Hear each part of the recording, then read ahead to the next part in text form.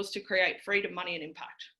That's what I wanted more than anything. And nothing was creating that. I was creating impact, you know, in things I was doing, but I definitely wasn't creating the money I desired to live the life I wanted. And I definitely didn't have any freedom. And so I was like, if I'm not living in accordance to what I truly want in my life, then I'm on the wrong path.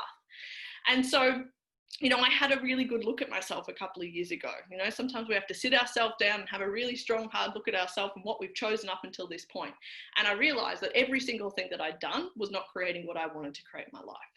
And I really had to give myself permission to go, well, what do I want? And that's why we've taken you through such a powerful process of getting clear on what's your vision and what's your values and what's your dream life look like. Because without that type of clarity, you don't know if you're on the right track or the wrong track. So we've got that part, you know. Then I had to look at, well, up until now, I've had a really bad relationship with money. And if I want to change anything in that area, I need to be okay with becoming an investor. I need to be okay with investing into myself, even when it feels really, really scary. And I need to be okay with changing my entire relationship and thought pattern around money so that I actually can create wealth, so that I actually can receive, and so that I can have this beautiful give, receive cycle with money.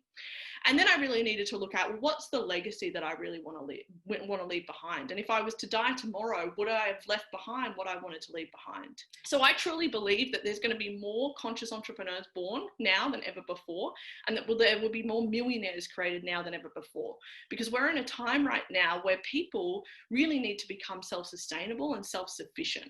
And what I see that looking like is that they don't have to rely on anyone else for a job, that they have consistent income and streams of income and assets set up. You know, there's such a difference between being an employee to then also being self-employed, where you really just have a job, to having a business where you still pretty much just have a job, to actually being free and having assets and investments working for you.